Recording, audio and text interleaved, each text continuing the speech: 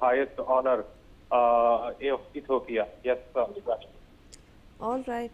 Thank you so much for all those details. Now we are shifting focus now towards Australia. In more updates coming in regarding the Bondi Beach terror attack, we're learning that Sajid Akram, the key accused in Bondi terror attack, was an Indian. The 50-year-old was originally from Hyderabad in Telangana. He completed his BCom in Hyderabad and went to Australia in November 1998 on a student visa looking for a job. He later married Venera Grosso, a woman of European origin, and settled there permanently. Sajid still possessed an Indian passport. Joining us on the broadcast is my colleague Belly Thomas with more on this. Belly, now we are learning that Sajid Akram, one of the key accused in the Bondi terror attack case, was in fact an Indian. He was carrying an Indian passport and he was originally from Hyderabad, Telangana. Shivani, Sajid Akram, the alleged 50-year-old terror suspect gunned down by the Australian police after Sunday's bloodbath at the Sydney's Bondi Beach, in which 15 people were killed, has been identified as an Indian passport holder who moved down under in November 1998 and had limited contact with his family ever since. The Telangana police and the intelligence agencies had reached out to Sajid's kin at the Al Hasnath College in Toli Chowki. His father retired from the Indian Armed Forces and his elder brother is a doctor. After hearing his origins from Australian authorities, they said that they were told that Sajid visited India around 6 times after migrating to Australia 27 years ago, primarily for property matters. And it seems he had not travelled to India even when his father had died in 2009. And the police quoted the family as saying that they had no clue when and how Sajid and his 24-year-old son Naveed and the other Bondi Beach shooting suspects were allegedly radicalized. And reports indicate that they were inspired by the ISIS ideology, and the further investigation is being carried out by the Australian authorities. The factors that led to the radicalization appear to have no connection with India or any local influence. And the Telangana police has no adverse record against Sajid during his stay in India prior to his departure in 1998 as well, Shivani.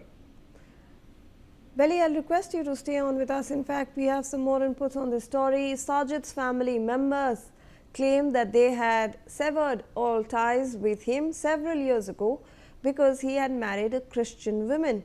Sajid's son, Naveed Akram, 24 years old, is an Australian citizen. Sajid also has a daughter.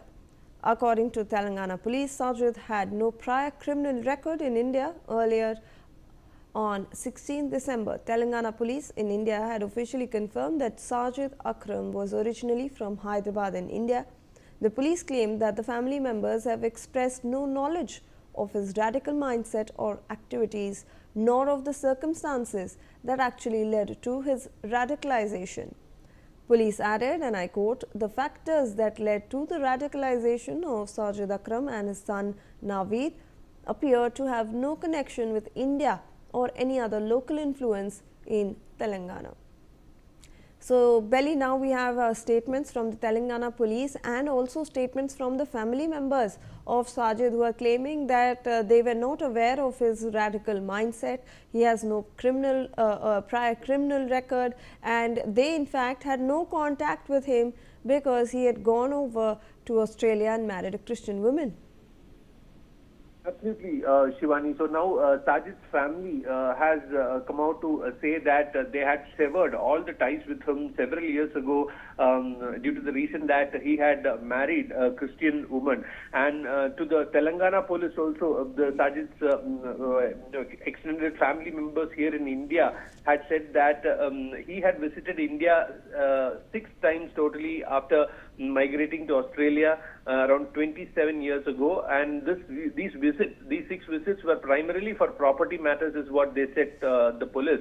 it seems he did not travel to India even after his father's death in 2029.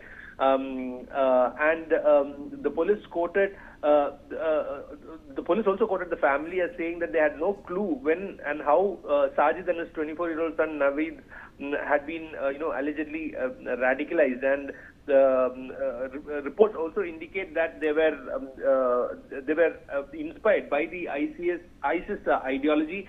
And Sajid's son Naveed is an Australian citizen, and Sajid also has a daughter. And according to Telangana police, Sajid, who had visited 6 times to India, had no criminal records or adverse criminal records in India as such. Shivani. Right, Belly, I'll request you to stay on with us. In fact, my colleague has filed a ground report from Sajid Akram's brother's house. Let's in fact take a look at that report.